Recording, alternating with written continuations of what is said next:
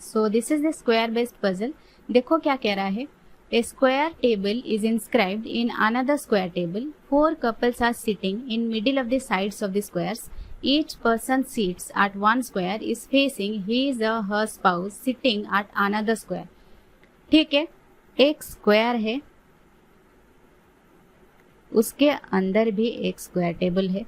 ठीक है, 1 2 3 4 ऐसे करके 4 बैठे हैं, 1 2 3 4, अंदर भी 4 लोग बैठे।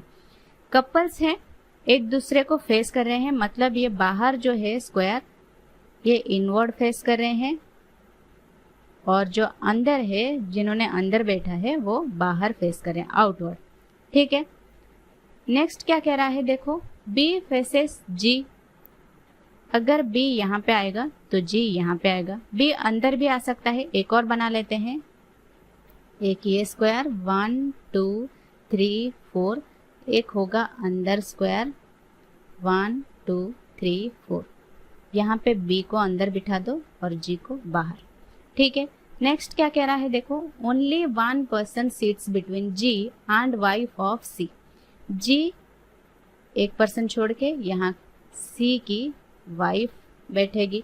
ठीक है, यहाँ पे जी एक पर्सन छोड़ के यहाँ पे सी की वाइफ बैठेगी। देखो अगर यहाँ सी की वाइफ बैठेगी तो यहाँ कौन बैठेगा, सी, क्योंकि कपल से एक दूसरे को फेस कर रहे हैं, और यहाँ सी की वाइफ है तो यहाँ पे आएगा सी। ठीक है, नेक्स्ट देखो क्या कह रहा है, G and wife of C गया, H faces the one who is an immediate neighbour of C. Immediate neighbour of C ये भी है, ये भी है, यानी एच यहाँ भी आ सकता है, यहाँ भी आ सकता है। ठीक है, यहाँ पे सी का इमीडिएट नेबर यहाँ है, तो एच अंदर यहाँ भी आ सकता है, यहाँ भी आ सकता है। ठीक है, नेक्स्ट देखो A is neither an immediate neighbour of C nor H. यहाँ हमें नहीं पता है, छोड़ दो। नेक्स्ट देखो H does not face E, इसको भी छोड़ दो। आगे देखो क्या कह रहा है, A seats immediate left of D who faces inside. A seats immediate left of D who faces inside. देखो यहाँ पे देखो डी अगर इनसाइड फेस करता है मतलब डी बाहर आएगा कहीं। डी के इमीडिएट लेफ्ट में यहाँ पे सी है, ये भी नहीं हो सकता। डी के इमीडिएट लेफ्ट में यहाँ बी है, ये कैंसिल हो जाएगा, ये होगा हमारा करेक्ट सीक्वेंस। ठीक है, यहाँ पे देखो डी अगर यहाँ पे बैठता है तो ए यहाँ पे आएगा और यहाँ एच नहीं होगा, एच यहाँ पे होगा, लेकिन ये नहीं होगा क्योंकि वो कह रहा है A is neither an immediate neighbour of C nor H, तो ए यहाँ पे एच का नेबर हो जाएगा, तो डेफिनेटली डी कहाँ आएगा, यहाँ, और ए आएगा यहाँ, एच यहाँ नहीं होगा, एच होगा यहाँ पे। ठीक है, नेक्स्ट क्या कह रहा था, एच डज नॉट फेस ई, यहाँ पे ई नहीं होगा तो डेफिनेटली ई यहाँ पे होगा। ठीक है, तो बचा क्या यहाँ पे, ए बी सी डी ई चला गया, एफ बचा, तो एफ आएगा यहाँ पे। ठीक है, हो गया ये पूरा पजल अब सॉल्व। अब देखते हैं क्वेश्चंस क्या कहते हैं। क्वेश्चन नंबर 1 देखो, हु इज वाइफ ऑफ सी। देखते हैं वहां सी की वाइफ कौन थी, डी यहाँ सी की वाइफ है, तो यहाँ डी करेक्ट आंसर होगा। ठीक है, नेक्स्ट क्वेश्चन देखो, if in inner square each of them sits according to the alphabetical order in clockwise direction starting from B, then who faces F. ठीक है, चलो पजल पे चलो। इनर स्क्वायर की बात कर रहा था क्वेश्चन में और कह रहा था अगर बी से स्टार्ट करोगे अल्फाबेटिकल ऑर्डर में क्लॉकवाइज डायरेक्शन में, तो बी तो यहाँ पे है, यहाँ पे क्या आएगा, सी, यहाँ पे ई, यहाँ पे एफ आएगा। तो पूछ रहा था एफ को कौन फेस करेगा, ए फेस करेगा, तो क्वेश्चन नंबर 2 देखो आंसर क्या होगा, ए होगा। ठीक है, नेक्स्ट देखो, how many person seat between D and ji.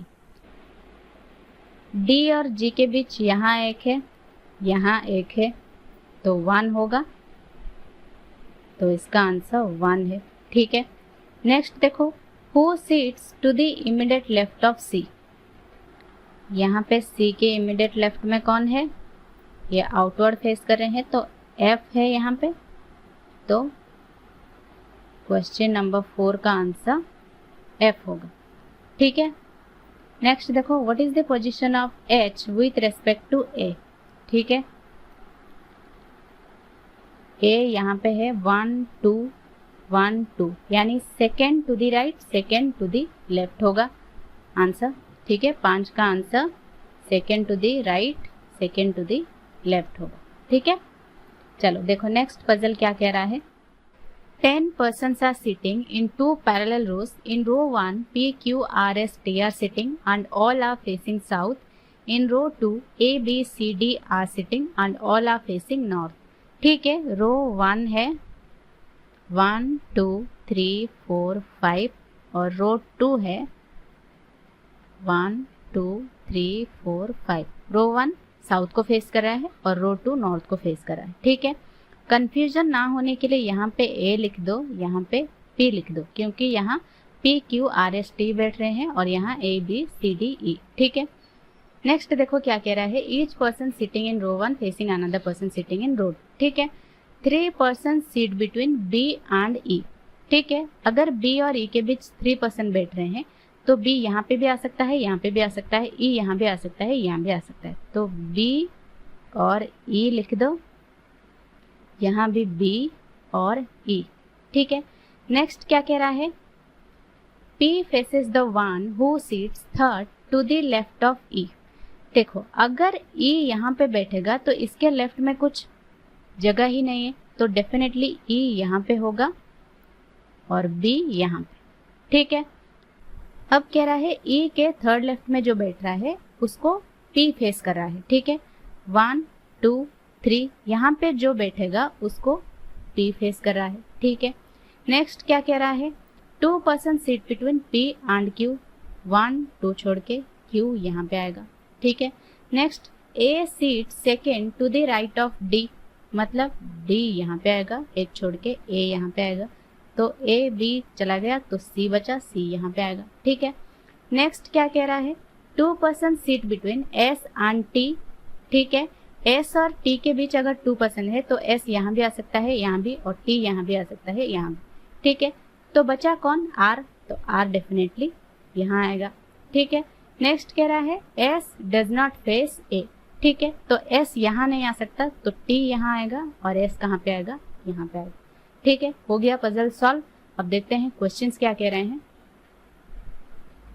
Who faces D, D को कौन फेस कर रहा था, P यहाँ पे D को फेस कर रहा है। ठीक है, तो क्वेश्चन 1 का आंसर होगा P। ठीक है, नेक्स्ट देखो how many person seat between S and Q।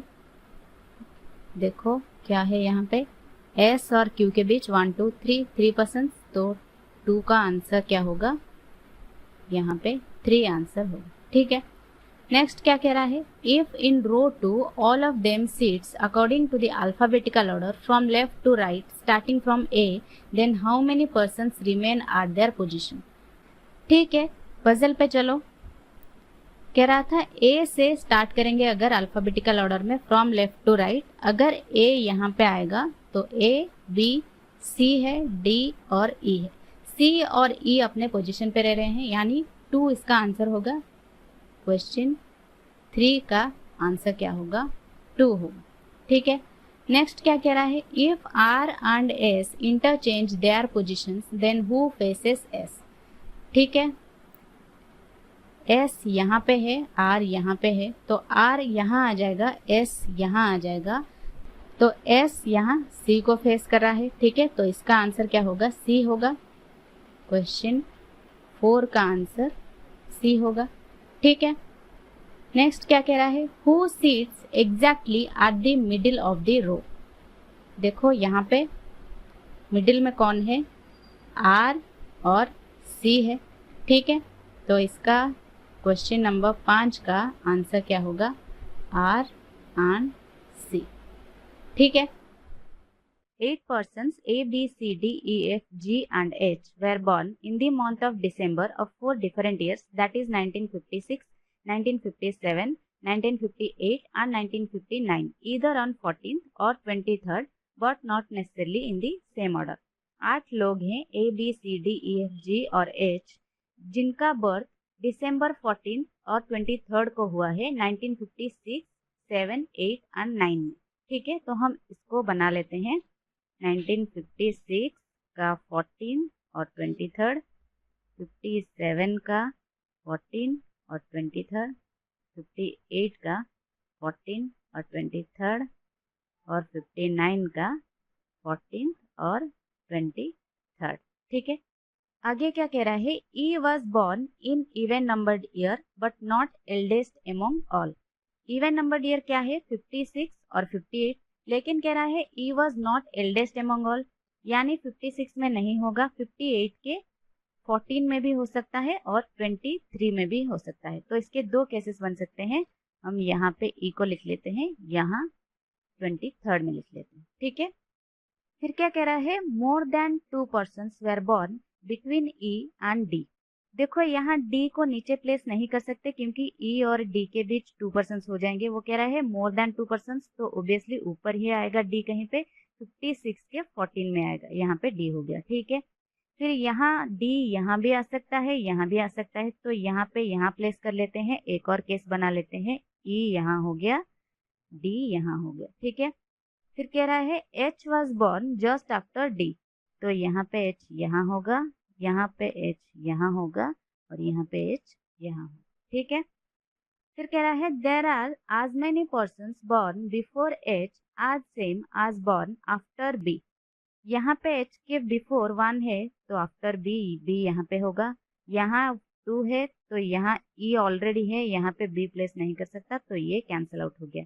ठीक है, यहाँ पे H1 है बिफोर, यहाँ B के बाद आफ्टर 1 यहाँ होगा। ठीक है, फिर कह रहा है G was born before F and after A and they all were born on the same date। G was born before F and after A, यानी ये सीक्वेंस बनेगा AGF का, और कह रहा है सेम डेट, यानी 3 सेम डेट हमें चाहिए। देखो यहाँ पे क्या 3 सेम डेट है, 23 यहाँ खाली है, यहाँ 23 खाली है, यहाँ भी 23 खाली है, यानी यहाँ होगा A, यहाँ होगा G, यहाँ होगा F। यहाँ पे 3 सेम डेट क्या खाली है, 14, 23, 14, यहाँ पे 14 फिल हो चुका है, यहाँ पे 3 सेम डेट नहीं है, तो ये हो जाएगा कैंसिल आउट। ठीक है, ये हो गया पजल सॉल्व। बचा क्या, देखो A B गया, C बचा, C यहाँ पे प्लेस कर दो, ये हो जाएगा पूरा पजल सॉल्व। ठीक है, अब इसके क्वेश्चंस को आप आसानी से कर सकते हो। ठीक है, चलो नेक्स्ट पजल को देखते हैं क्या कह रहा है। देखो कह रहा है 8 boxes are placed one above the another, only 2 boxes are placed between U and T। हमें नहीं पता U और T के बीच कौन ऊपर है कौन नीचे है। ठीक है, U और T के बीच सिर्फ 2 बॉक्सेस हैं ये पता है, तो इसके 2 केसेस बना लेते हैं। यहाँ पे U, 2 छोड़ के यहाँ पे T, ऊपर T हो गया, 1 2 छोड़ के यहाँ पे U। ठीक है, आगे क्या कह रहा है, only 1 box is placed between T and R। तो यहाँ पे T R नीचे हो सकता है, ऊपर भी हो सकता है। एक और बना लेते हैं, T U और एक छोड़ के R ऊपर। ठीक है, यहाँ पे R ऊपर भी हो सकता है, नीचे भी हो सकता है, तो एक और केस बना लेते हैं। यहाँ पे U, 2 छोड़ के यहाँ पे T, 1 छोड़ के यहाँ पे R। ठीक है, फिर कह रहा है only 2 boxes are placed between R and V, box B is placed below box R। तो R के नीचे भी है, यहाँ 1 2 छोड़ के यहाँ भी हो जाएगा, यहाँ 1 2 छोड़ के यहाँ भी हो जाएगा, यहाँ 1 2 छोड़ के यहाँ भी हो जाएगा, यहाँ 1 2 छोड़ के यहाँ भी नहीं हो सकता। देखो क्यों, क्योंकि यहाँ 4 हो चुके हैं, 1 2 6 हो गए, यहाँ पे 3 होंगे तो 9 बॉक्सेस हो जाएंगे। हमें कह रहा है 8 बॉक्सेस। ठीक है, तो ये कैंसिल आउट हो गया। ठीक है, अभी सिर्फ 3 बचे हैं। आगे क्या कह रहा है, देखो 3 boxes are placed between S and Q, both S and Q are placed above box T। देखो S और Q के बीच 3 प्लेसेस हैं और S और Q को मिला के टोटल 5 प्लेसेस चाहिए T के ऊपर। तो यहाँ अगर T के ऊपर 5 प्लेसेस होंगे तो उसके नीचे ऑलरेडी 5 प्लेसेस हैं, तो 8% से ज्यादा हो जाएंगे, तो ये कैंसिल आउट हो गया। ठीक है, यहाँ अगर T के जस्ट एबव Q और S को प्लेस करेंगे तो 1 2 3 छोड़ के यहाँ S और Q होगा, तो यहाँ 3 प्लस नीचे ये 6 9 हो जाएंगे, तो ये भी हो गया कैंसिल आउट। बच्चा एक यही केस, लेकिन हमें नहीं पता S और Q को कहाँ प्लेस करना है, तो अभी के लिए S और Q को छोड़ दो। आगे देखो क्या कह रहा है, box W is placed just below box V।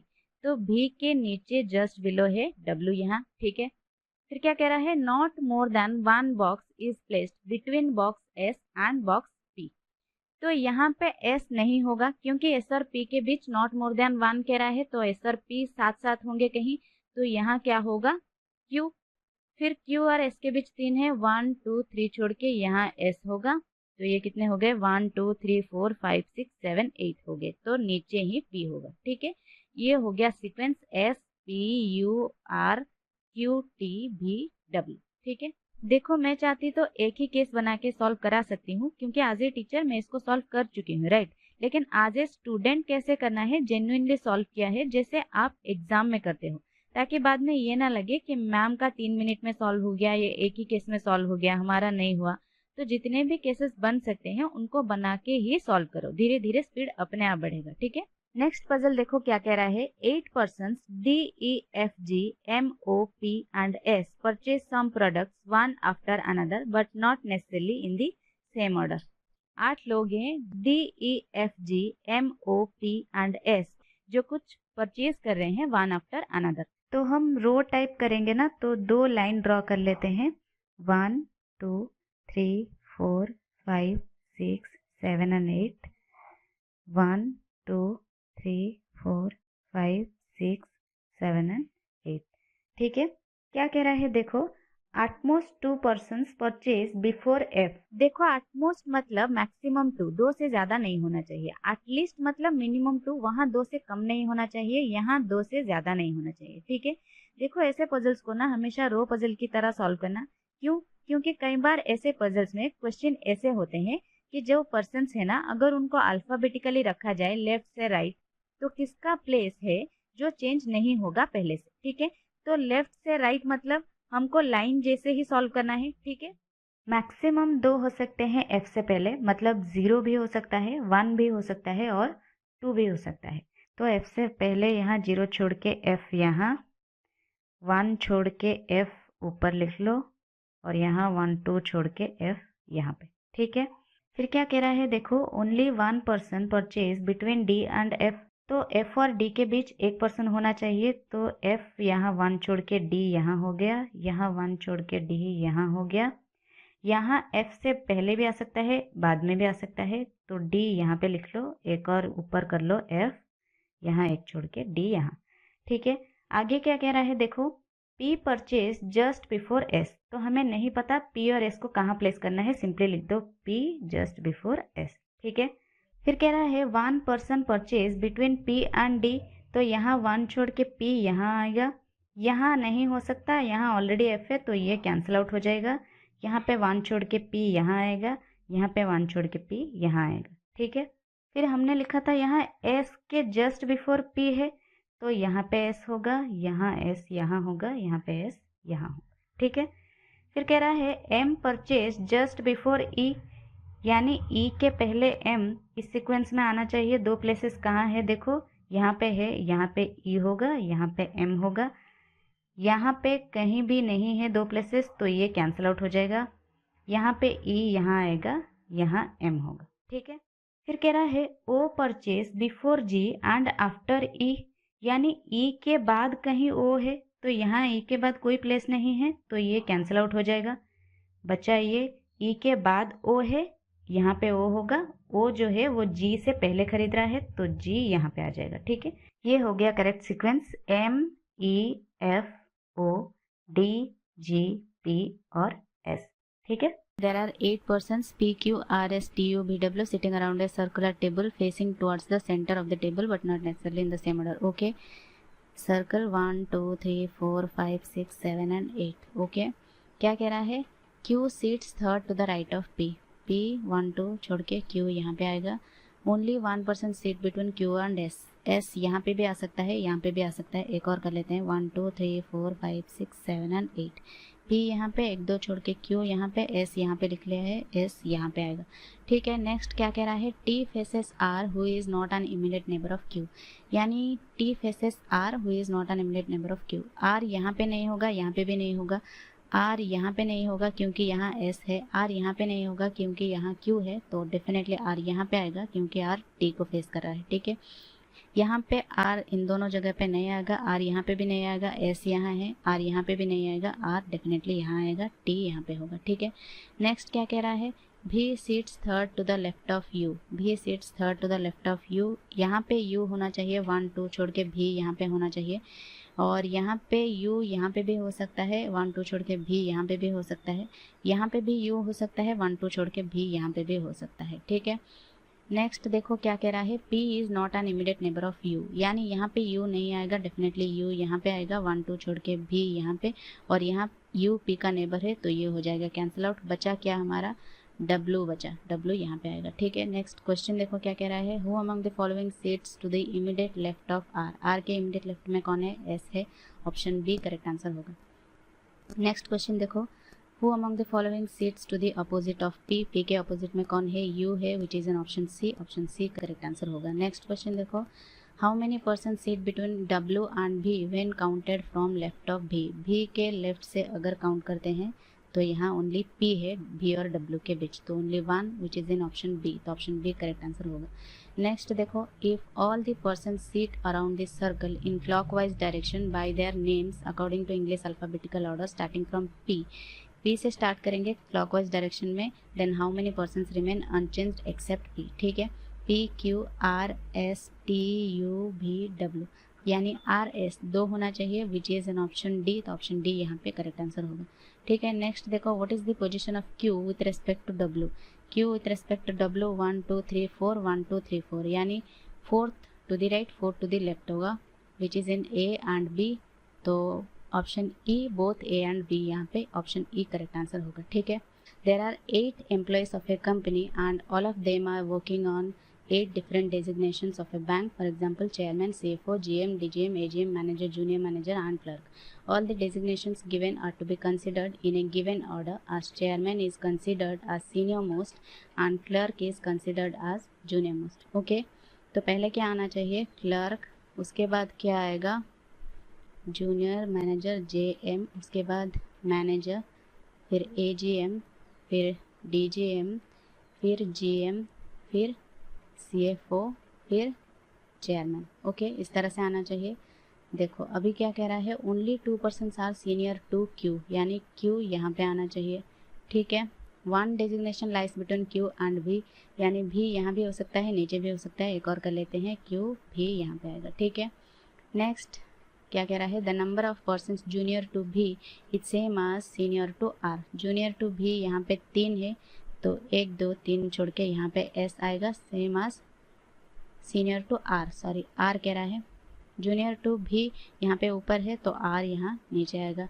ठीक है, next W is just senior to T, W T इस तरह से लिख लो, just senior to T but junior to R, यानी R के नीचे कहीं आना चाहिए WT, लेकिन R तो यहाँ सबसे नीचे है तो ये हो जाएगा कैंसिल आउट।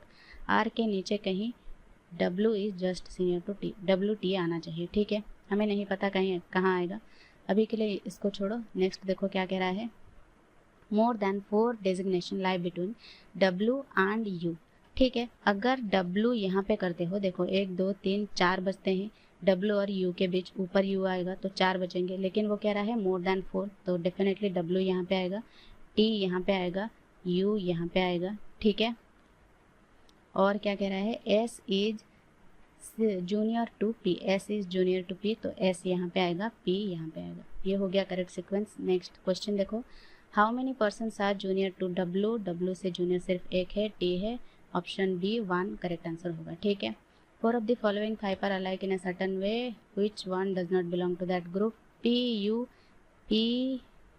कहाँ है, PU और QP ऊपर है, WS ये भी ऊपर है, फिर क्या है VP इन दोनों के बीच कुछ गैप है। ठीक है, नेक्स्ट क्या है TW, यानी इनके बीच गैप है, तो ये होगा correct answer VP, D option D correct answer होगा। How many designation gaps are between P and S, P 1 2 3 छोड़ के S, यानी 3 है, which is in option C 3, option C correct answer होगा। नेक्स्ट देखो, who among the following is just senior to Q, Q के सीनियर कौन है, यहाँ पे P है, which is in option A। Who among the following is AGM, AGM कौन है, B है यहाँ पे, B which is in option C, तो ऑप्शन C यहाँ पे करेक्ट आंसर होगा। 9 persons are sitting in a row, some of them are facing north and some are facing south. P sits second from one of the extreme ends. कह रहा है 9 लोग हैं जिनमें से कुछ नॉर्थ फेस कर रहे हैं और कुछ साउथ फेस कर रहे हैं। P जो है वो एक्सट्रीम एंड से सेकेंड में है, यानी लेफ्ट से भी हो सकता है, राइट से भी हो सकता है। तो इसके दो केसेस बन सकते हैं। हम इसके दो केसेस बना लेते हैं। 1 2 3 4 5 6 7 8 and 9। 1 2 3 4 5 6 7 8 and 9। देखो यहाँ नॉर्थ और साउथ फेसिंग नहीं होता, सिर्फ नॉर्थ फेसिंग या सिर्फ साउथ फेसिंग होता तो हम एक ही रो में दो केसेस बना सकते हैं, एक ऊपर और एक नीचे। क्योंकि यहाँ नॉर्थ और साउथ फेसिंग एक ही रो में है, इसलिए हमें 2 लाइंस ड्रॉ करनी पड़ेंगी। ठीक है, तो क्या कह रहा है, P seat second from one of the extreme ends. यहाँ पे P यहाँ लिख लो, यहाँ पे P यहाँ लिख लो। ठीक है, 2 person seat between P and R, यानी 1 2 यहाँ पे R हो जाएगा, 1 2 यहाँ पे R हो जाएगा। ठीक है, फिर क्या कह रहा है, S seats third to the left of R। देखो यहाँ अगर साउथ को R फेस करेगा तो यहाँ तो P ऑलरेडी है, इसलिए यहाँ नॉर्थ को फेस करेगा R। 1 2 S, S थर्ड में है, R के लेफ्ट में। ठीक है, यहाँ भी सिमिलरली R साउथ को फेस करेगा, तभी S यहाँ पे आएगा। ठीक है, फिर क्या कह रहा है, U seat second to the right of S। देखो यहाँ अगर S नॉर्थ फेस करेगा तो उसके सेकेंड राइट में कोई प्लेस नहीं है, इसलिए यहाँ S क्या फेस करेगा, साउथ, तभी 1 2 यहाँ पे U आएगा। ठीक है, सिमिलरली यहाँ S क्या फेस करेगा, नॉर्थ, तभी 1 2 यहाँ पे U आएगा। ठीक है, फिर क्या कह रहा है, immediate neighbours of S faces opposite to S। तो यहाँ अगर S नॉर्थ फेस कर रहा है तो उसके इमीडिएट नेबर्स क्या फेस करेंगे, साउथ, ये भी साउथ होगा, ये भी साउथ होगा। यहाँ S साउथ फेस कर रहा है तो उसके नेबर्स क्या फेस करेंगे, नॉर्थ, यानी ये नॉर्थ हो जाएगा और ये भी नॉर्थ हो जाएगा। ठीक है, फिर कह रहा है, T seat second to the right of U। यहाँ U नॉर्थ फेस करेगा तो ऑलरेडी S यहाँ पे है, इसलिए यहाँ U फेस करेगा साउथ, तभी T यहाँ पे आएगा। ठीक है, यहाँ पे U सिमिलरली नॉर्थ फेस करेगा, तभी यहाँ पे T आएगा। ठीक है, फिर क्या कह रहा है, W is an immediate neighbour of T। T के नेबर पे सिर्फ यहाँ प्लेस है तो W यहाँ प्लेस कर दो, यहाँ पे W यहाँ प्लेस कर दो। ठीक है, फिर क्या कह रहा है, person sitting in an extreme end are facing opposite direction to each other. यहाँ ऑलरेडी साउथ है तो यहाँ पे क्या होगा, नॉर्थ, यहाँ पे नॉर्थ है तो यहाँ पे क्या होगा, साउथ। फिर क्या कह रहा है, P seat second to the right of T। देखो यहाँ अगर T नॉर्थ को फेस करेगा तो उसके लेफ्ट में P आ जाएगा, हमें चाहिए P राइट में, तो इसलिए T यहाँ क्या फेस करेगा, साउथ फेस करेगा, तभी यहाँ P राइट में होगा। ठीक है, सिमिलरली यहाँ T क्या होगा, नॉर्थ फेस करेगा, तभी उसके राइट में P आएगा। ठीक है, फिर क्या कह रहा है, W and P does not face north, यानी क्या फेस करेंगे, साउथ, यहाँ भी साउथ, यहाँ भी साउथ, यहाँ भी साउथ, यहाँ भी साउथ। ठीक है, फिर क्या कह रहा है, Q seat second to the left of V। दो प्लेसेस कहाँ पे है, यहाँ V होगा, यहाँ Q होगा, यहाँ V होगा, तभी यहाँ Q होगा, लेफ्ट में है ना, 1 2, V के लेफ्ट में Q है। ठीक है, फिर कह रहा है, X does not face south. तो यहाँ एक ही प्लेस बचा है जो साउथ का है, तो ये कैंसिल आउट हो जाएगा, यहाँ होगा X, तो ये होगा करेक्ट आंसर। ठीक है, अभी देखो क्या क्वेश्चंस आए थे। वंस आपने पजल सॉल्व कर दिया तो क्वेश्चंस बहुत आसान होते हैं सॉल्व करने के लिए। ठीक है, क्वेश्चन नंबर 1 देखो क्या कह रहा है, who among the following person sits third to the right of U. U के थर्ड राइट में कौन है, 1 2 3 W है, तो इसका आंसर क्या होगा, W। क्वेश्चन नंबर 2 कह रहा है, how many person are sitting between P and S। P यहाँ पे है 1 2 3 4 5, S यहाँ पे है, तो 5 person sitting between P and S, इसका आंसर होगा 5। ठीक है, थर्ड नंबर में है, who among the following pair of persons are sitting at extreme end. Extreme end पे कौन है, V और X, V और X। ठीक है, क्वेश्चन नंबर 4 क्या कह रहा है, how many persons are facing south. South कौन कौन फेस कर रहा है, 1 2 3 4, 4 पर्संस आर फेसिंग साउथ। ठीक है, क्वेश्चन नंबर 5 कह रहा है, how many persons are facing north. तो यहाँ पे साउथ कितने फेस कर रहे थे, 4, तो 9 में से 4 गया तो कितना आएगा, 5, तो obviously 5 persons are facing north, है ना। तो अभी सॉल्व करेंगे बॉक्स पजल को। देखो क्या कह रहा है, 6 boxes that is A B C D and F of different colors, that is orange, red, black, yellow, pink and white, are placed one above another but not necessarily in the same order. 6 boxes हैं A B C D E F different colours के, एक के ऊपर एक है, ठीक है। क्या कह रहा है, C is placed just above the orange coloured box. तो हम इसको बना लेते हैं ऑरेंज, यहाँ पे इसके जस्ट अबव है सी यहाँ पे, ठीक है। फिर क्या कह रहा है, one box is placed between A and orange coloured box.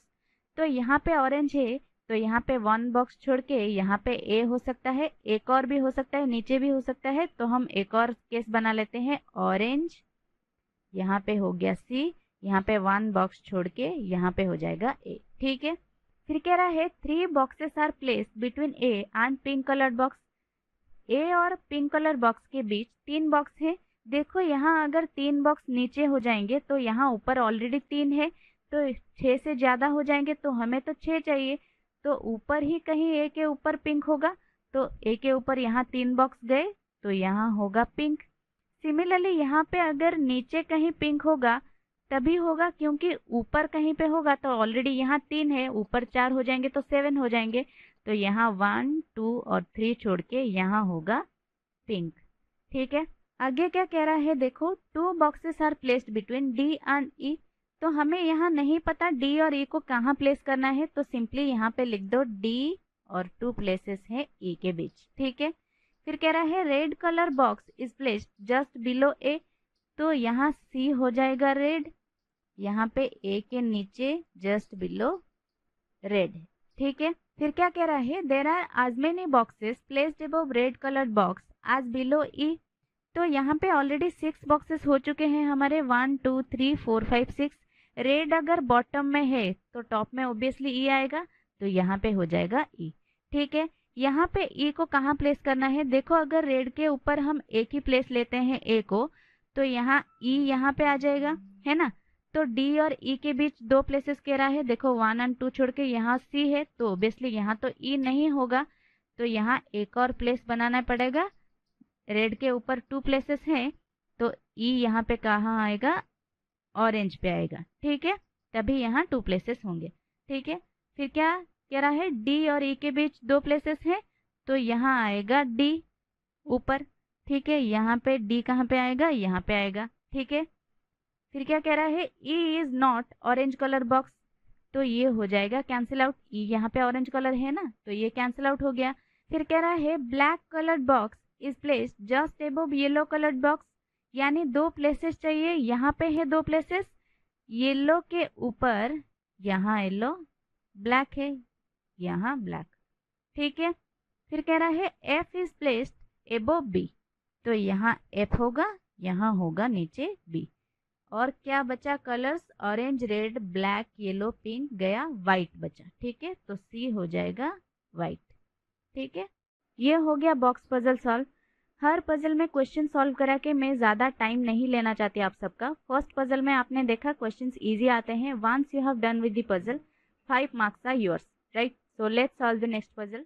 देखो ये है floor puzzle. There are 10 persons J P Q R S T G U V and X living in a 10 floor building such that ground floor is numbered 1, just above floor is numbered as 2 and so on, topmost floor is numbered as 10। ठीक है, हम बना लेते हैं यहाँ पे 10 9 8 7 6 5 4 3 2 and 1। यहाँ पे लाइंस ऐसे ड्रॉ कर लेना ताकि जितने भी केसेस बन सके उनको आप सॉल्व कर सको, ठीक है। क्या कह रहा है, देखो P lives on 5th floor, ठीक है, यहाँ पे P हो गया। फिर क्या कह रहा है, only 3 persons live between P and B। तो 1 2 3 भी यहाँ पे भी हो सकता है, नीचे भी हो सकता है, 1 2 3 भी यहाँ पे भी हो सकता है, 2 केसेस बन गए, ठीक है। फिर कह रहा है T lives immediate above J who lives on an odd number floor। तो हमें यहाँ पे कहाँ प्लेस करना है नहीं पता है, बहुत सारे प्लेसेस हैं, कहीं पे भी हो सकता है, ठीक है। तो हम यहाँ सिंपली लिख लेते हैं जे ऑड में है ओ लिख दो, जे के इमीडिएट अबव में क्या है, टी है, ठीक है। फिर कह रहा है S lives on one of the floors below R, R के नीचे यहाँ पे सिंपली लिख लो एस, ठीक है। फिर क्या कह रहा है, number of persons live between J and P is same as number of persons live between T and R. J और P के बीच जितने हैं, T और R के बीच उतने ही पर्सन्स हैं, ठीक है। There is one floor in between U and X, U और एक्स के बीच वन फ्लोर है। फिर कह रहा है W lives on an odd number floor, तो डब्ल्यू ऑड में है, ओ लिख दो। फिर क्या कह रहा है R does not live on top floor, यहाँ पे आर नहीं होगा। फिर कह रहा है S lives on an odd number floor above X but not on seventh floor, तो एक्स के ऊपर कहीं एस है लेकिन सेवेंथ फ्लोर में नहीं है, ठीक है। फिर कह रहा है V lives below the floor on which P lives, तो ये जो केस हमने बनाई थी ये कैंसिल आउट हो जाएगा, वी पी के नीचे है, ठीक है। फिर कह रहा है U lives above the floor on which X lives, तो हमने यहाँ यू और एक्स के बीच जो वन प्लेस बनाई थी ये हो जाएगा ऐसे यू वन एक्स, ठीक है। फिर कह रहा है Q lives on an even numbered floor above P but not on top floor, तो P के ऊपर कहीं है इवन नंबर पे Q, E लिख दो यहाँ पे, ठीक है, लेकिन टॉप में नहीं है, ठीक है। देखो इन्हीं सारे क्लू में से हमको सॉल्व करना है ये पजल। देखो कौन सा क्लू सिमिलर है, यहाँ पे देखो T और J है, यहाँ भी T और J है, तो इसको हम लेकर सॉल्व कर सकते हैं। J है ऑड प्लेस में, ठीक है, ऑड प्लेस ढूंढो कहाँ है, यहाँ 7 है, तो यहाँ पे बिठा लो J को, यहाँ होगा टी। फिर कह रहा है जे और पी के बीच जितने मेंबर हैं टी और आर के बीच उतने ही मेंबर हैं। यहाँ जे और पी के बीच कितने हैं 1, तो यहाँ टी और आर, यहाँ आर नहीं आ सकता, आर टॉप में नहीं होगा, तो आर कहाँ होगा, यहाँ होगा। फिर कहाँ हो सकता है, यहाँ ऑड प्लेस 3 में है, यहाँ जे को बिठा लो, यहाँ होगा टी। जे और पी के बीच 1 है, तो टी और आर के बीच आर यहाँ होगा, ठीक है। देखो यहाँ 2 में आर नहीं आ सकता, क्यों, क्योंकि आर के नीचे कहीं एस है, देखो ये हमने क्लू बनाई थी, तो आर यहाँ नहीं होगा, ठीक है। फिर ऑड प्लेस कहाँ है, 9 में है, जे को यहाँ बिठा लो, टी को यहाँ बिठा लो, पी 5 में है, भी नीचे है, और जे और पी के बीच 3 मेंबर हैं, टी और आर के बीच 1 2 3, आर यहाँ आ जाएगा, ठीक है। आर को लेकर और क्या क्लू है, देखो यहाँ आर के नीचे कहीं एस है, और यहाँ एस ऑड नंबर फ्लोर पे है लेकिन 7th फ्लोर पे नहीं है, तो यहाँ आर के नीचे कोई ऑड नंबर नहीं है, सिर्फ 2 का प्लेस बाकी है, तो ये हो जाएगा कैंसिल आउट। यहाँ पे आर के नीचे क्या ऑड है, 3 है, तो यहाँ होगा एस, यहाँ पे भी 3 में होगा एस। फिर एस क्या है, एक्स के ऊपर कहीं है, और एक्स को लेकर यहाँ क्लू है यू और एक्स के बीच 1% है, यू ऊपर है, ठीक है, तो यहाँ होगा यू, यहाँ होगा एक्स, सिमिलरली यहाँ होगा यू, यहाँ होगा एक्स। फिर कह रहा है डब्ल्यू कहीं ऑड नंबर प्लेस पे है, डब्ल्यू यहाँ ऑड कहाँ बचा है, यहाँ 7 बचा है, यहाँ पे डब्ल्यू को बिठा दो, यहाँ 9 बचा है, यहाँ पे डब्ल्यू को बिठा दो। फिर क्या बचा, क्यू बचा, तो क्यू के लिए प्लेस टॉप में है, लेकिन हमें क्यू टॉप में मना कर रहा था, तो ये हो जाएगा कैंसिल आउट, यहाँ क्यू होगा 8 नंबर प्लेस पे, ठीक है। ये हो गया solve 10 floor building puzzle T J Q W R P U S X और भी, ठीक है। अब हम करेंगे ट्रायंगुलर सीटिंग अरेंजमेंट को। देखो क्या कह रहा है, 6 persons are seating around a triangular table, persons who are sitting at corner are facing towards the table and the persons who are sitting at middle of the table are facing outside the table, ठीक है। हम triangle बना लेते हैं, एक और एक, दो केसेस बना लेते हैं। कॉर्नर पे जो है वो सेंटर को फेस कर रहे हैं, और जो मिडिल पे हैं वो आउटसाइड फेस कर रहे हैं। यहाँ पे भी बना लो, कॉर्नर को सेंटर और मिडिल जो है वो आउटसाइड फेस कर रहे हैं, ठीक है। क्या कह रहा है, देखो A seats at one of the corners of the table, तो ए को यहाँ बिठा लो। फिर कह रहा है M is an immediate neighbour of A, तो यहाँ पे एम होगा, यहाँ एम बना लो, ठीक है। फिर कह रहा है 2 person seat between M and B, 1 2 छोड़ के बी यहाँ पे होगा, यहाँ पे एम 1 2 छोड़ के बी यहाँ पे होगा, ठीक है। C seats immediate right of B, यहाँ इमीडिएट राइट पे सी यहाँ होगा, यहाँ इमीडिएट राइट पे सी यहाँ होगा, ठीक है। फिर कह रहा है N is to the immediate right of O, O does not seat at any of the corner of the table, अगर ओ कॉर्नर पे नहीं बैठ रहा है तो यहाँ पे ओ होगा, यहाँ पे एन होगा, क्योंकि ओ कॉर्नर पे नहीं होगा। यहाँ पे 2 प्लेसेस अलग अलग है, तो ये हो जाएगा कैंसिल आउट। यहाँ पे 2 प्लेसेस हमको एक साथ चाहिए, तो ये नहीं होगा, ठीक है। ये हो गया ट्रायंगुलर सिटिंग अरेंजमेंट सॉल्व, ठीक है। देखो ये एक फ्लैट और फ्लोर वाला पजल है जो एसबीआई क्लर्क में आने के चांसेस कम है, क्योंकि ये आरआरबी पीओ में आया था लास्ट ईयर। ये पीओ में आने वाले पजल्स हैं। हो सकता है इस बार एसबीआई क्लर्क में इस तरह का पजल आपको देखने को ना मिले, लेकिन आ भी सकता है, कुछ कह नहीं सकते, क्योंकि हम लास्ट ईयर के हर पजल को जानने की कोशिश कर रहे हैं कि कौन से टाइप के पजल्स आए थे। इस पजल को भी सॉल्व कर लेते हैं, ठीक है। देखो क्या कह रहा है, 8 persons live in a building of 4 floors such that ground floor is numbered 1 and floor above it is 2 and so on up to 4th floor, ठीक है। Each of the floor consists of 2 flats as flat A which is in west of flat B. Flat A of floor 2 is immediately above flat A of floor 1 and immediately below flat A of floor 3, and in the same way flat B of each floor follow the same pattern, ठीक है। यहाँ पे 4 floors हैं और हर floors में 2 flat है, ठीक है। फ्लोर 1, 2, 3, 4 4 फ्लोर्स है और हर फ्लोर में 2 फ्लैट्स है, बी यहाँ ए यहाँ, क्योंकि वो कह रहा है फ्लैट ए जो है वो वेस्ट में है फ्लैट बी के, ठीक है। अब देखो क्या कह रहा है, P lives on an even numbered floor, ठीक है। P lives even numbered floor मतलब इवन नंबर्ड फ्लोर 4 है, 2 है, यानी P यहाँ भी आ सकता है, P यहाँ भी आ सकता है, लेकिन फ्लैट कौन से है ये हमें नहीं पता है। A में भी आ सकता है, B में भी आ सकता है, ठीक है। अभी इसको छोड़ दो, आगे देखो क्या कह रहा है, P lives just above the flat of T, ठीक है। T जिस फ्लैट में रह रहा है उसके जस्ट अबव P है, ठीक है। नेक्स्ट क्या कह रहा है, Q lives to the west of T, Q lives to the west of T मतलब यहाँ पे आएगा Q, ठीक है। ये एक पॉइंट हो गया, ठीक है। यानी यहाँ से ये तो कंफर्म हो गया कि P जो है वो फ्लैट B में आएगा, क्योंकि फ्लैट B के वेस्ट में A है और P जो है वो T के जस्ट अबव है और T के वेस्ट में Q का आना जरूरी है, तो डेफिनेटली फ्लैट B में P आएगा, लेकिन ये नहीं पता कि कौन से फ्लोर में आएगा, 4th या 2nd, ठीक है। अभी के लिए इसको छोड़ दो, आगे देखो क्या कह रहा है, 1 floor gap between R and S, ठीक है। R और S के बीच 1 फ्लोर का गैप है। नेक्स्ट क्या कह रहा है, W lives in the east of S, ठीक है। W यहाँ पे आएगा, ये एक पॉइंट हो गया, लेकिन यहाँ पे एक चीज आपको याद रखनी है कि R और S के बीच 1 फ्लोर का गैप है, सेम फ्लैट है ये नहीं बताया है। R यहाँ भी आ सकता है, यहाँ भी आ सकता है, ठीक है।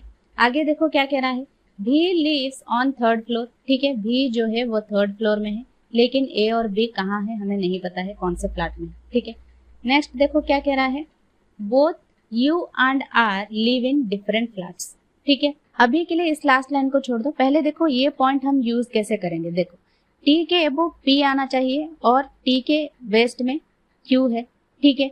P 4 या 2nd फ्लोर में है। देखो P अगर हम 4th फ्लोर में यहाँ करते हैं तो T यहाँ पे और Q यहाँ पे आएगा, तो B कहाँ पे होगा, वो तो कह रहा है B 3rd फ्लोर में है ना, तो डेफिनेटली P 2nd फ्लोर में यहाँ पे आएगा, T इसके जस्ट नीचे और Q यहाँ पे।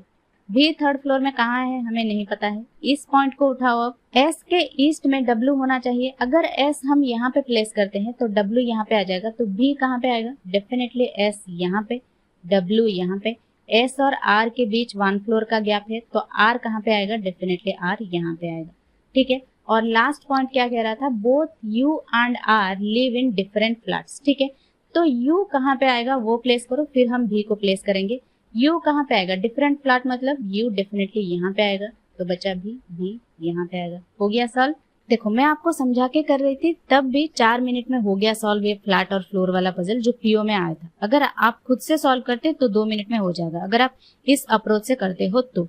क्योंकि अगर आप पहले ही लाइन से पजल बनाना स्टार्ट कर देते तो आप 2 पॉसिबिलिटी केस बनाते, एक P 4th फ्लोर में, दूसरा 2nd फ्लोर में अरेंज करते, जिससे थोड़ा टाइम तो लगता है 2 पॉसिबिलिटी केस बनाने में, है ना। इसलिए मैंने हमेशा कहा है जहां आपको लगे कि 1 या 2 पॉसिबिलिटी से ज्यादा पॉसिबिलिटी केस बन सकते हैं, वहां पे पहले पॉइंट्स को नोट डाउन कर लो, फिर पजल को सॉल्व करो, ठीक है। चलो नेक्स्ट पजल देखते हैं क्या है। 8 persons P, Q, R, S, T, U, V and W were born in the month of October of 4 different years, that is 1954, 1955, 1956 and 1957, either on 12th or 25th but not necessarily in the same order, ठीक है। 1954 मतलब 4 लिख दो, इसका 12, 25, 1955 12, 25, 1956, 12, 25, 1957, 12, 25। ठीक है।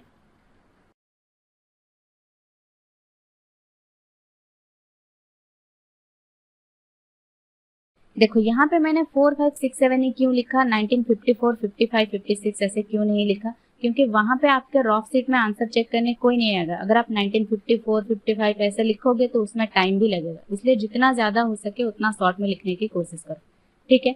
अब देखो क्या कह रहा है, T was born in the even number year but not the eldest among all. ठीक है, इवन नंबर क्या है यहाँ 1954 और 1956 है, लेकिन नॉट द एल्डेस्ट कह रहा है, तो 1954 नहीं होगा, डेफिनेटली 6 होगा। 12 में भी हो सकता है और 25 में भी हो सकता है। ठीक है, आगे पढ़ो क्या कह रहा है, more than 2 persons were born between T and S. More than 2 मतलब 3 हो सकता है, 3 से ज्यादा भी हो सकता है। यहाँ पे देखो 1, 2, 3 है, तो एस कहाँ पे आएगा, डेफिनेटली ऊपर आएगा। 1, 2, 3 एस यहाँ पे। ठीक है, यहाँ पे देखो 1, 2, 3 एस यहाँ पे भी आ सकता है। यहाँ पे एक और बना लेते हैं एस और टी यहाँ पे, और यहाँ पे भी एस आ सकता है। ठीक है, आगे पढ़ो क्या कह रहा है, W was born just after S। ठीक है, W यहाँ पे, यहाँ W यहाँ पे और यहाँ W यहाँ पे।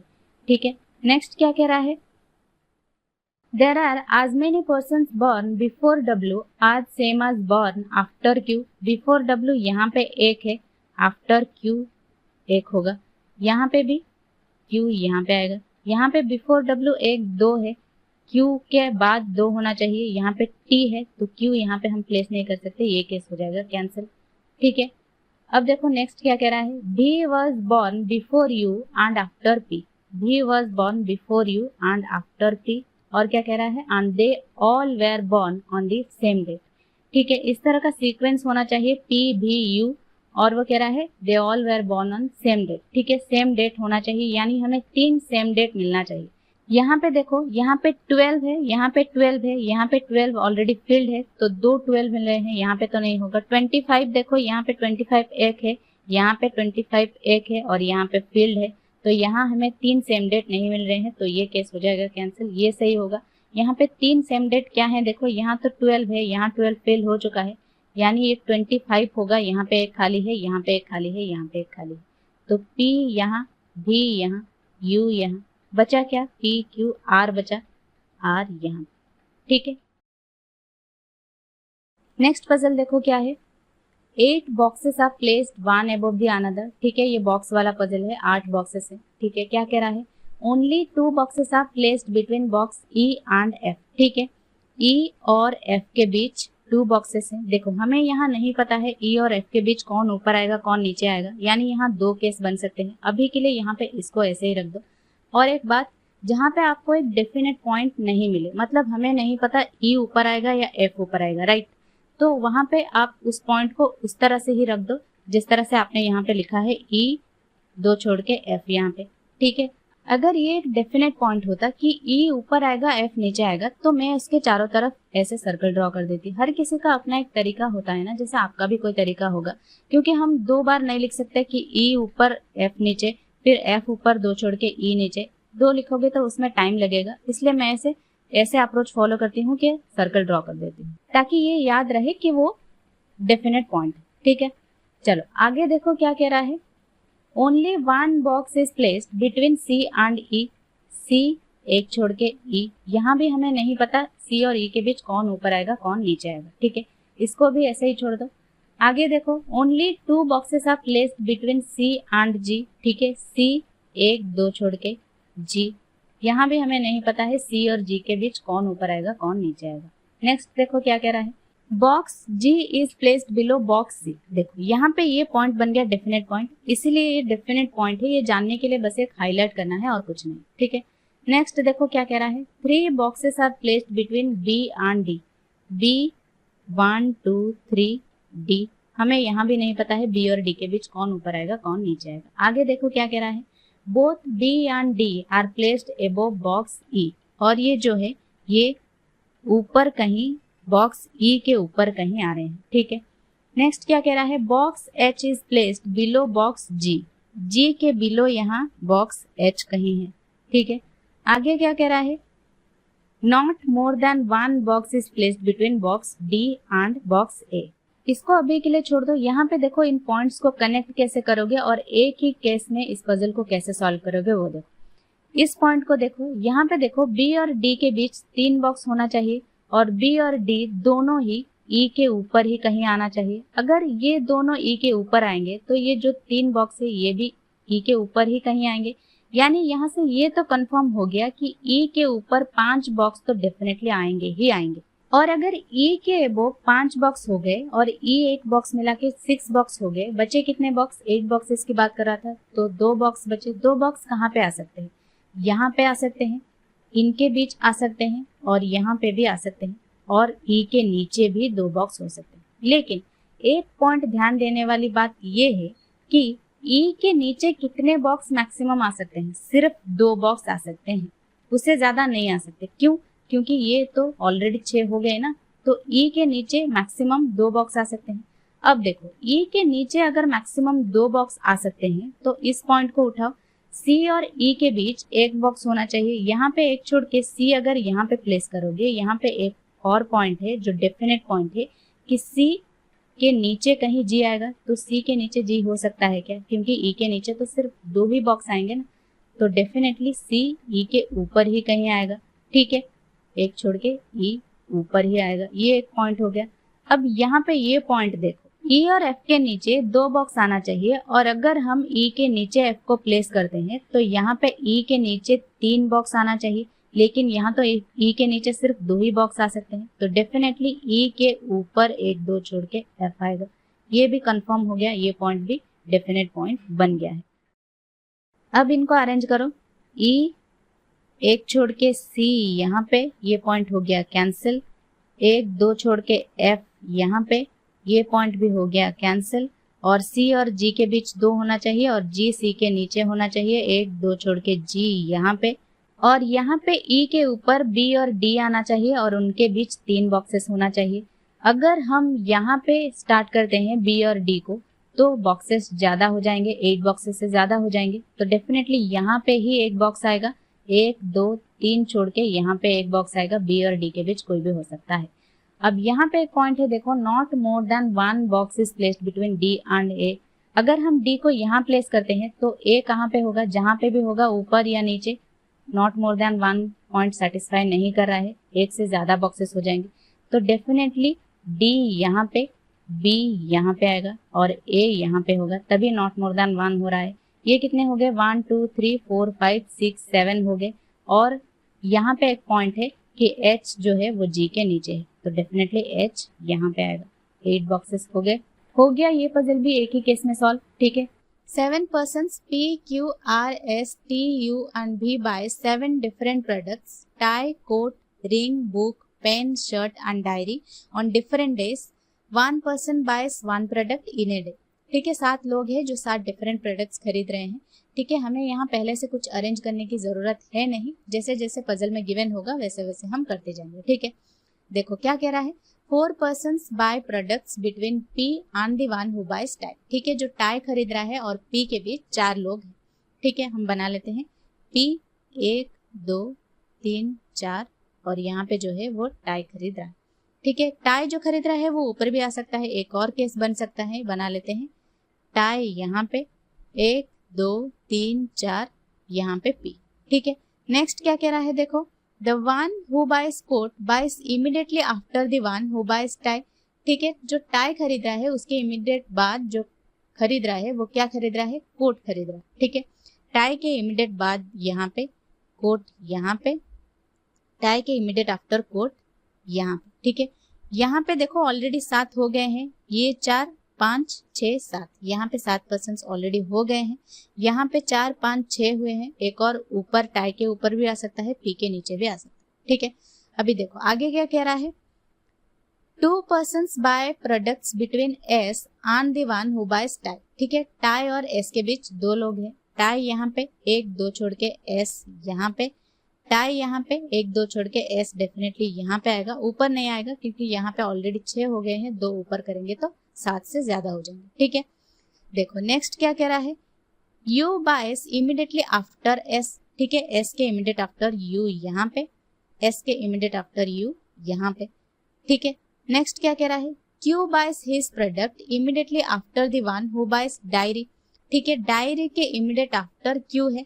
क्यू यहाँ पे कहाँ पे आ सकता है, देखो यहाँ पे आ सकता है, डायरी यहाँ पे हो सकता है, यहाँ पे एक आ सकता है, डायरी यू खरीद सकता है, यहाँ पे डायरी होकर क्यू यहाँ पे आ सकता है, यानी यहाँ पे 3 प्लेसेस पे क्यू आ सकता है। यहाँ पे देखो कहाँ पे आ सकता है, यहाँ पे ऑलरेडी 6 हो चुके हैं, ऊपर आ सकता है डायरी, क्यू यहाँ पे हो सकता है, और यहाँ पे डायरी होकर क्यू नीचे भी आ सकता है, यानी इतने केसेस बन सकते हैं। अभी के लिए हम इसे नहीं बनाते हैं, नोट डाउन कर लेते हैं।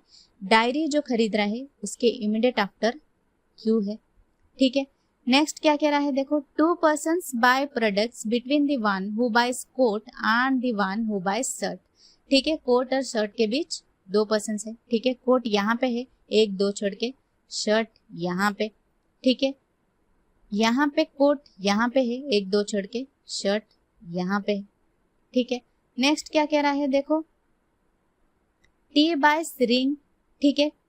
टी जो है वो रिंग खरीद रहा है। टी कहाँ पे आ सकता है, यहाँ पे भी टी आ सकता है, यहाँ पे भी टी आ सकता है, यहाँ पे टी यहाँ पे भी आ सकता है, ऊपर नीचे भी आ सकता है। अभी के लिए हम इसको नोट डाउन कर लेते हैं। टी जो है वो रिंग खरीद रहा है, ठीक है। नेक्स्ट क्या कह रहा है, book was bought immediately after P, P के इमीडिएट आफ्टर बुक यहाँ पे, पी के इमीडिएट आफ्टर बुक यहाँ पे, यानी यहाँ पे भी 7 हो गए, ये 6 थे, ये एक 7 हो गए, ठीक है। अब हम इसको बिठा सकते हैं। टी जो है वो रिंग खरीद रहा है, कहाँ पे, यहाँ पे तो सिर्फ एक ही प्लेस बचा है, यहाँ पे टी, रिंग यहाँ पे, ठीक है। यहाँ पे ऑलरेडी बुक है तो डेफिनेटली टी यहाँ पे, रिंग यहाँ पे, ठीक है। ये पॉइंट यूज हो गया, ठीक है। आगे देखो क्या कह रहा है, 2 persons buy products between the one who buys ring and the one who buys diary, ठीक है। रिंग और डायरी के बीच 2 पर्सन है। रिंग यहाँ पे 1 2 छोड़ के, यहाँ पे बुक है, ये कैंसिल हो जाएगा। रिंग यहाँ पे 1 2 छोड़ के, डायरी यहाँ पे, और डायरी के इमीडिएट आफ्टर क्यू यहाँ पे, ये पॉइंट भी यूज हो गया, ठीक है। और क्या बचा, और ये पॉइंट एक बचा है, देखो B buys his item before R, B जो है वो आर के बिफोर खरीद रहा है, ठीक है। यानी भी यहाँ पे, आर यहाँ पे, ठीक है। अब और एक प्रोडक्ट बचा है, वो क्या बचा है, देखो टाई गया, कोट गया, रिंग गया, बुक गया, पेन, पेन बचा, तो एस जो है वो पेन खरीद रहा है, ठीक है। ये हो गया पूरा पजल सॉल्व, ठीक है। 2 ही केस में सॉल्व हो गया ना। चलो देखो नेक्स्ट पजल क्या कह रहा है, देखो सो दिस इज द पजल। देखो क्या कह रहा है, 7 boxes A B C D E F and G are kept one above the other containing different number of chocolates ranging from 10 to 80, ठीक है। 7 डिफरेंट बॉक्सेस है A B C D E F G जिनमें different number of chocolates है ranging from 10 to 80, ठीक है। यहाँ पे भी पहले हमें कुछ अरेंज करने की जरूरत है नहीं, जैसे पजल में गिवन होगा वैसे हम करेंगे, ठीक है। देखो क्या कह रहा है, not more than 4 boxes are kept above A, ठीक है। नॉट मोर देन 4 कह रहा है, मतलब एबोव ए 3 भी हो सकता है, 2 भी हो सकता है, 1 भी हो सकता है, 0 भी हो सकता है, यानी 4 पॉसिबल केस बन सकते हैं। अभी के लिए हम इसको नहीं बनाते हैं, आगे देखते हैं क्या कह रहा है। 2 boxes are kept between A and the box containing 40 chocolates which is kept below box A, ठीक है। यहाँ पे एक पॉइंट जाकर मिला, अब इसको करते हैं हम। कह रहा है 2 boxes are kept between A and the box containing 40 chocolates which is kept below box A, ठीक है। A 1 2 छोड़ के 40 यहाँ पे, ठीक है। नेक्स्ट क्या कह रहा है, D contains thrice the number of chocolates of box B, ठीक है। D में जितने चॉकलेट्स है बॉक्स B के 3 गुना है, ठीक है। नेक्स्ट क्या कह रहा है, box C contains 50 number of chocolates and is not kept at the top, ठीक है। C में 50 चॉकलेट्स हैं लेकिन वो टॉप में नहीं है, ठीक है। नेक्स्ट क्या कह रहा है, The number of chocolates in box G is a cube of a number, ठीक है।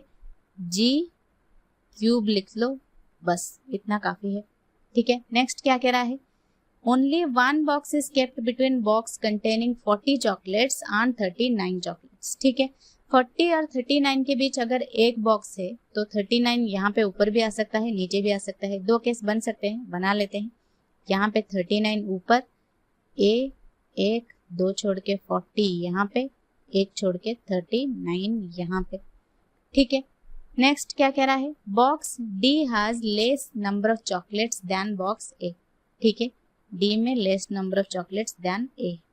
ठीक है, नेक्स्ट क्या कह रहा है, one of the boxes contain 78 chocolates. ठीक है, किसी एक बॉक्स में 78 चॉकलेट्स हैं। ठीक है, नेक्स्ट क्या कह रहा है, 5 boxes are kept between box containing 64 chocolates and box C. ठीक है, देखो यहाँ पे एक इंपॉर्टेंट पॉइंट मिला है, अगर कह रहा है 64 चॉकलेट्स और बॉक्स सी के बीच 5 बॉक्सेस है, तो यहाँ पे तो 7 बॉक्सेस हो गए ना, 64 चॉकलेट सी और 5 बॉक्सेस, 7 बॉक्सेस हो गए। और यहाँ पे एक पॉइंट है, सी जो है वो टॉप में नहीं है, तो डेफिनेटली सी नीचे होगा, यानी बॉटम मोस्ट पोजीशन पे होगा।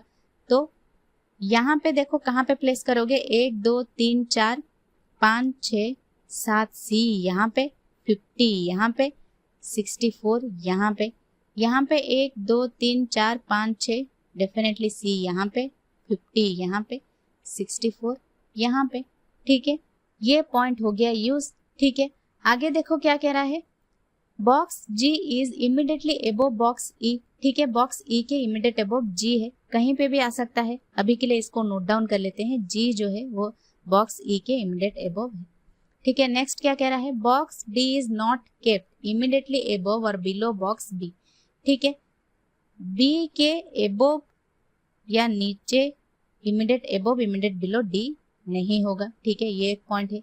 ठीक है, नेक्स्ट क्या कह रहा है, 3 boxes are kept between box D and box F, box D is above box F. ठीक है, 3 बॉक्सेस हैं डी और एफ के बीच, और डी जो है वो अबव एफ। ठीक है, 3 बॉक्सेस मतलब 3 बॉक्सेस और डी और एफ, यानी 5 बॉक्सेस चाहिए, तो डेफिनेटली यहाँ पे 5 बॉक्सेस हैं, डी यहाँ पे 1 2 3 छोड़ के, एफ यहाँ पे, सिमिलरली यहाँ पे भी डी यहाँ पे 1 2 3 छोड़ के, एफ यहाँ पे। ठीक है, अब देखो यहाँ पे इस पॉइंट को यूज करो, जी जो है वो इमीडिएट अबव ई है, तो ई कहाँ पे आ सकता है, जी कहाँ पे आ सकता है। अगर हम जी को यहाँ प्लेस करते हैं, ई को यहाँ प्लेस करते हैं, तो यहाँ पे क्या आएगा, बी। लेकिन यहाँ पे बी नहीं आ सकता, क्योंकि यहाँ पे बी के इमीडिएट ऊपर या इमीडिएट नीचे डी नहीं है, तो डी के इमीडिएट नीचे बी हो जाएगा। तो डेफिनेटली जी यहाँ पे, ई यहाँ पे, बी यहाँ पे भी सिमिलरली जी यहाँ पे, ई यहाँ पे, बी यहाँ पे आएगा। ठीक है, अब देखो कौन सा पॉइंट यूज करोगे, ये तो यूज हो गया, ये भी यूज हो गया। अब इसको यूज करो, डी में जो है जितने नंबर ऑफ चॉकलेट्स है वो बी के 3 गुना है। डी में अगर यहाँ पे 39 है, तो बी में कितने हो सकते हैं, डिवाइड बाई 3 करो, 13। यहाँ पे बी में पता नहीं, डी में पता नहीं, अभी के लिए छोड़ दो। आगे क्या कह रहा है, 78 चॉकलेट्स किसी बॉक्स में है, और जी में जो है वो किसी नंबर के क्यूब है। यहाँ पे सिर्फ एक ही प्लेस बचा है, यहाँ पे ही 78 हो सकता है, जी में तो 78 नहीं हो सकता, किसी नंबर का क्यूब है, तो डेफिनेटली 78 यहाँ पे। ठीक है, तो जी में कितने नंबर ऑफ चॉकलेट्स हो सकते हैं जो कि एक क्यूब होगा किसी नंबर का। 1 का क्यूब तो नहीं होगा, 2 का क्यूब नहीं होगा, क्योंकि चॉकलेट नंबर ऑफ रेंजेस जो है वो 10 से लेकर 80 तक है। 2 का क्यूब तो 8 होगा, नहीं होगा। 3 का क्यूब हो सकता है 27। 4 का क्यूब यहाँ पे ऑलरेडी 64 यूज हो चुका है। 5 का क्यूब होगा तो 125 हो जाएगा, जो कि 80 से ज्यादा हो जाएगा। डेफिनेटली 3 का क्यूब होगा, यानी 27 होगा। ठीक है, यहाँ पे क्या हो सकता है, देखो यहाँ पे अगर हम डी में 78 चॉकलेट्स रखे, तो हम बी के चॉकलेट्स निकाल सकते हैं डिवाइड बाई 3 करके, लेकिन हम डी में 78 चॉकलेट्स नहीं रख सकते। क्यों नहीं रख सकते, क्योंकि यहाँ पे एक पॉइंट हमने लिखा है, देखो डी में less number of chocolates than A है। ए में अगर 64 है तो डी में 78 कैसे हो सकते हैं, यानी ये केस हो गया गलत। डेफिनेटली ये सही होगा, क्योंकि डी में यहाँ 39 चॉकलेट्स हैं, ये केस सेटिस्फाई कर रहा है, ये पॉइंट सेटिस्फाई कर रहा है, यानी ये भी पॉइंट यूज हो गया, ये भी पॉइंट यूज हो गया, और 78 भी यूज हो गया, यानी ये करेक्ट सीक्वेंस है हमारा। ठीक है, देखो ये है वो केसले डीआई पिज्जा वाला जो last year SBI PO pre में आया था। कह रहा है 3 pizza shops A B and C sells veg pizza and non veg pizza. 3 दुकान है ए बी और सी जो बेच रहे हैं वेज पिज्जा और नॉन वेज पिज्जा। ठीक है, फिर क्या कह रहा है, respective ratio between number of vegetarian and non vegetarian pizza sold bye pizza shop A was 9:7। फिर ए का वेज पिज़्ज़ा और नॉन वेज पिज़्ज़ा का रेशियो दे रखा है 9:7, तो यहाँ 9 यहाँ 7 लिख लो, हमें एक्स नहीं लेना है जैसे कि मैंने पहले कहा था, ठीक है। फिर क्या कह रहा है, and that sold by pizza shop B was 3:4, तो बी का भी दे दिया है 3 और 4, ठीक है। फिर क्या कह रहा है, the number of pizzas veg plus non veg sold by pizza shop C was 108 and respective ratio between number of vegetarian and non-vegetarian pizza sold by pizza shop C was 7:5। तो यहाँ C का कह रहा है total 108, C का ratio भी दे रखा है वेज और नॉन वेज का 7:5, तो हम C का वेज और नॉन वेज पिज़्ज़ा का टोटल निकाल सकते हैं। कैसे, डिवाइड बाई 7:5 कितना होगा 12, डिवाइड बाई 12 करो कितना आएगा 9, 9 7 जा कितना होगा 63 वेज पिज़्ज़ा, 9 5 जा कितना होगा 45 नॉन वेज पिज़्ज़ा। सी का टोटल निकल गया, ठीक है। आगे क्या कह रहा है, total number of pizza sold by all 3 pizza shop was 376, ठीक है। टोटल कह रहा है 376, सी का गया 108, तो बचा कितना 16 में से 8 गया 8, 6 3 में से 1 गया 2, 268। ये जो 268 है ना, ये ए प्लस बी का है, ठीक है। हम इसको रेशियो में कर रहे हैं ना, तो ए प्लस बी का कितना निकला 268, ठीक है। फिर क्या कह रहा है, number of veg pizza sold by pizza shop A was 20% more than the veg pizza sold by pizza shop B, ठीक है। यहाँ वेज पिज़्ज़ा की बात कर रहा है, ए जो है 20% मतलब फ्रैक्शन वैल्यू क्या होगा 1/5 मोर देन बी है, यानी अगर बी 5 है तो ए कितना होगा 1 मोर है 6, तो यहाँ कह रहा है बी 5 है, यहाँ कितना है 3 है, इनको सेम कैसे करोगे, इनका एलसीएम लो कितना होगा 15, तो 3 को किससे मल्टीप्लाई किया तो 15 हुआ 5 से, तो यहाँ 4 को भी 5 से मल्टीप्लाई करो कितना होगा 20। एक्चुअल वैल्यूज को यहाँ सर्कल कर लो, ठीक है, यहाँ 15 यहाँ 20, ठीक है। फिर ए क्या कह रहा है 6, लेकिन यहाँ ए कितना है 9, इनको सेम कैसे करोगे, इनका एलसीएम क्या होगा 18, यानी 9 को किससे मल्टीप्लाई किया तो 18 हुआ यहाँ 2 से, तो यहाँ भी 7 को 2 से मल्टीप्लाई करो कितना होगा 14। तो ये है एक्चुअल वैल्यूज, क्या है 18, 14, 15 और 20, इन्हीं का सम जो है यहाँ हमने क्या निकाला 268, ठीक है। तो इनको ऐड कर दो 18, 15, 14 और 20, 8 5 13 4 17 7 1 2 5 1 6, 67 इज इक्वल टू कितना होगा 268, तो 7 से कितना मल्टीप्लाई करोगे तो 8 आएगा 4, तो 1 इज इक्वल टू कितना होगा 4, फिर 4 से सबको मल्टीप्लाई कर दो, 18 4 जा 72, 14 4 जा 56, 15 4 जा 60, 24 जा 8। ये हो गया पूरा केसलेट डीआई, अब सॉल्व हो गया, ठीक है। तो ये था रेशियो मेथड, ना आपको कहीं एक्स लेना पड़ा, ना कैलकुलेशन टाइम टेकिंग था, इजीली सॉल्व हो गया। अब आपको करना है क्वेश्चंस का आंसर। देखो फर्स्ट क्वेश्चन क्या कह रहा है, if cost of each veg pizza and each non-veg pizza sold by shop B is ₹200 and ₹300 respectively, then find the total amount obtained by shop B in rupees। ठीक है, veg pizza B का क्या निकला 60 into 200 which is equal to कितना होगा 12,000। ठीक है, non veg pizza कितना निकला 80 इंटू 300 कितना होगा 24,000, तो इनको मिला दो कितना होगा 36,000 which is an option B, तो ऑप्शन बी करेक्ट आंसर होगा। ठीक है, नेक्स्ट क्वेश्चन नंबर 2 देखो, what is the ratio of veg pizza sold by shop A and C together to the non veg pizza sold by shop B and C together.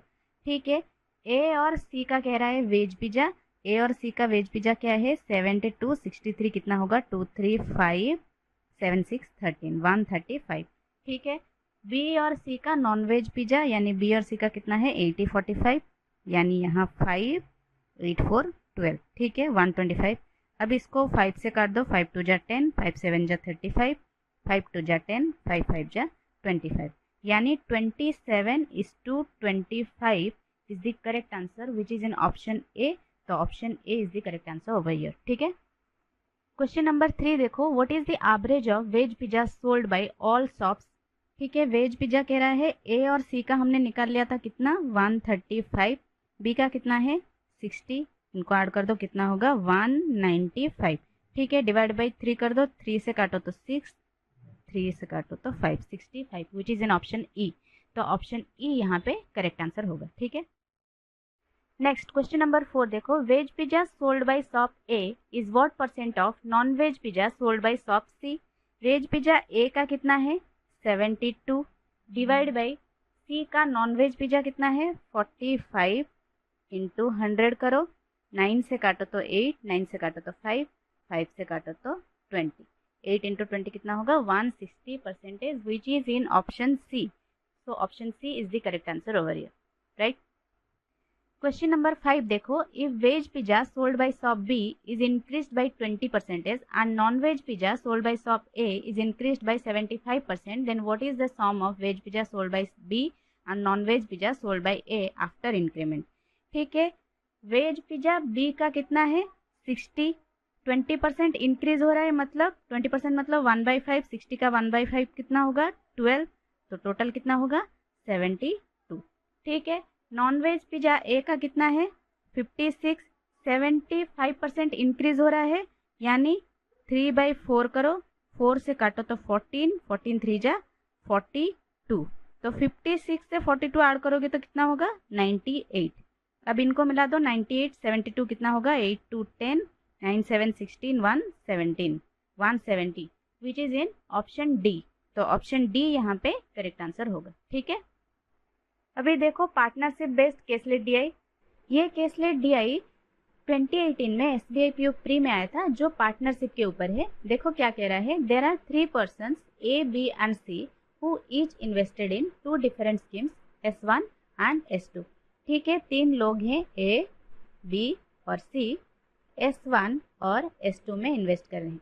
ठीक है, आगे क्या कह रहा है, A invested ₹80,000 for 2 year in scheme S1। देखो कभी भी पार्टनरशिप के क्वेश्चन सॉल्व करते वक्त ना जीरोस कभी भी कैलकुलेशन के लिए मत लेना, जब भी आप प्रॉफिट शेयरिंग का रेशियो निकाल रहे हो। ठीक है, तो यहाँ हम क्या करेंगे 8 इंटू 2 करेंगे, S1 की बात कर रहा है। फिर क्या कह रहा है 30,000 for 4 years in scheme S2, यानी यहाँ होगा 3 इंटू 4। ठीक है, B invested ₹30,000 for 3 year in scheme 1, यानी यहाँ होगा 3 into 3, and he did not invest in scheme B, यानी यहाँ कुछ इन्वेस्ट नहीं कर रहा। ठीक है, B also obtained a profit of 10,000 by selling his car, यानी इसको एक और प्रॉफिट भी हो रहा है 10,000 का, जिसको हम बाद में कैलकुलेट कर लेंगे जब प्रॉफिट निकालेंगे। ठीक है, नेक्स्ट क्या कह रहा है, C invested ₹50,000 for 5 years in scheme S1, यानी यहाँ होगा 5 into 5, and 10,000 for 3 year in scheme S2, यानी यहाँ 1 इंटू 3 होगा। ठीक है, total profit obtained from scheme S1 is 2 lakh, यानी यहाँ होगा 2 lakh, and scheme S2 is 90,000, यहाँ होगा 90,000। ठीक है, अब इनका निकालो प्रॉफिट शेयरिंग रेशियो। ए का कितना होगा 8 इंटू 2 16, बी का कितना होगा 3 इंटू 3 9, सी का कितना होगा 5 इंटू 5 25, टोटल कितना होगा 16 9 25 25 50 50। यहाँ पे S2 का कितना होगा, यहाँ भी 3 है, यहाँ भी 3 है, 3 से 3 कट जाएगा, यहाँ होगा 4, यहाँ होगा 1, बी का कुछ नहीं है। ठीक है, तो यहाँ टोटल कितना है 5।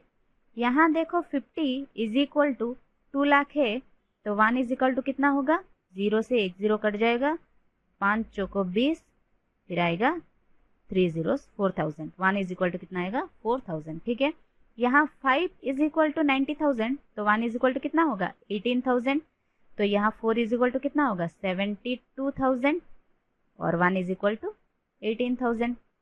यहाँ कितना आया 1 is equal to 4,000, 16 is equal to कितना होगा 64,000, और 9 इज इक्वल टू कितना होगा 36,000, प्लस बी का यहाँ कह रहा था कि 10,000 प्रॉफिट है, तो 10,000 प्लस कर दो, कितना होगा 46,000, फिर सी का कितना होगा 25 इंटू 4 1 लाख।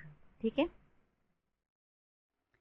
अब इसके क्वेश्चंस को सॉल्व करते हैं। देखो क्वेश्चन नंबर 6 क्या कह रहा है, what is the ratio of total profit obtained by B and profit obtained by C from scheme S1। ठीक है। S1 से B का प्रॉफिट कितना आया, 46,000 हमने कैलकुलेट किया था। 30 काट दो, 46 यहाँ पे लिख दो। और C का कितना है, 1 लाख, यानी 30 काट दो, कितना होगा 100। इनको काट दो, कितना होगा 2350, मतलब 23:50, विच is in option C is the correct answer over here, right. Question number 7 देखो क्या कह रहा है, profit obtained by A from scheme S2 is what percent of profit obtained bye C from scheme S2। ठीक है, यहाँ पे profit लेने की कोई जरूरत नहीं है, डायरेक्ट प्रॉफिट शेयरिंग रेशियो को ले लो, 4 divide by 1 into 100, that is equal to कितना होगा 400, which is in option D. तो ऑप्शन डी यहाँ पे करेक्ट आंसर होगा। हमने यहाँ प्रॉफिट क्यों नहीं लिया, लास्ट क्वेश्चन में क्यों प्रॉफिट लिया, क्योंकि वहां बी का एक और दिया था प्रॉफिट 10,000 का, जिसको हमें ऐड करना था। ठीक है, अगर कुछ ऐड करने को नहीं है तो हम प्रॉफिट शेयरिंग रेशियो लेते। ठीक है, नेक्स्ट क्वेश्चन नंबर 8 देखो, what is the ratio of profit of A and that of B. ठीक है, प्रॉफिट ऑफ ए का कितना है 64, यहाँ 72 ऐड करो, 64 72 4 2 6 6 7 13 136। ठीक है, और बी का कितना है सिर्फ 46, क्योंकि स्कीम बी में उसका कोई प्रॉफिट नहीं है। ठीक है, अब इनको काट दो, 2 से काटो 6, 2 से काटो तो 8, यहाँ 2 से काटो तो 23, यानी 68:23 is the correct answer, which is in option C. ठीक है, क्वेश्चन नंबर 9 देखो, what is the average of profit obtained by A from scheme S1 and profit of C obtained from scheme S2। ठीक है, ए का कितना है 64 और सी का कितना है 18। या तो आप इनको ऐड करके डिवाइड बाई 2 करो, या फिर इनको ऐसे ही डिवाइड बाई 2 करके ऐड कर दो। 64 का आधा कितना है 32, 18 का आधा कितना है 9, तो इनको मिला दो, कितना होगा 41,000, विच इज इन ऑप्शन ए। तो ऑप्शन ए यहाँ पे करेक्ट आंसर होगा। ठीक है, नेक्स्ट क्वेश्चन नंबर 10 देखो, find total profit obtained by A from scheme S1 and profit of B obtained from scheme S1। तो ए का कितना है यहाँ 64 और बी का कितना है 46, इनको ऐड करो, 4 6 10, 6 4 10 is 1 11, 1 1 10,000, which is in option D. तो ऑप्शन डी यहाँ पे करेक्ट आंसर होगा। ठीक है, ये DI देखो, ये 2017 में आया था। क्या कह रहा है, read the following table and answer the following questions, total number of visitors and percentage of male out of this visitors are given. ठीक है, यहाँ डिस्ट्रिक्ट PQRSTU कह रहा है और कुछ म्यूजियम को विजिट कर रहे हैं। मेल और फीमेल का यहाँ टोटल दे रखा है और परसेंटेज ऑफ मेल दे रखा है, तो हम फीमेल भी निकाल लेंगे। ठीक है, क्वेश्चंस को देख लेते हैं क्या कह रहा है। देखो क्या कह रहा है, total number of female visitors from district Q are what percentage of total number of male visitors from district S to see the museum. देखो यहाँ Q के टोटल विजिटर्स कितने हैं 350, मेल कितने हैं 40, तो फीमेल कितने हो जाएंगे 60। देखो यहाँ 100 है तो 0 से 0 तक कट जाएंगे, तो कितना होगा 35 × 6। ठीक है, देखो किसी भी क्वेश्चन में अगर परसेंटेज या रेशियो निकालने की बात कर रहे हैं तब वहाँ आपको मल्टीप्लाई करने की कोई ज़रूरत नहीं है। ठीक है, मल्टीप्लाई मत करना। ठीक है, फिर एस की क्या बात कर रहे हैं 400 × 50, मेल की बात कर रहा है तो 400 का 50% कितना होगा 200, 200 लिख दो इंटू 100, 0 से 0 कट जाएंगे, 2 से काटो तो 3, 3 5 जा 15, 3 3 जा 9, 1 10, 105, 105 आंसर निकल कर आया। ठीक है, विच इज इन ऑप्शन सी। तो ऑप्शन सी यहाँ पे करेक्ट आंसर होगा। ठीक है, इसी अप्रोच के साथ आपको बाकी 4 क्वेश्चन सॉल्व करने हैं। ये है वो 4 क्वेश्चन 1 2 3 4। अगर किसी क्वेश्चन में एडिशन की बात कर रहा है या वैल्यू निकालने की बात कर रहा है तब आप मल्टीप्लाई करना, वरना जब भी परसेंटेज या रेशियो निकालने की बात कर रहा है तो मल्टीप्लाई ना करके टाइम सेव कैसे करोगे ये चीज़ ज़्यादा ध्यान में रखना। ठीक है,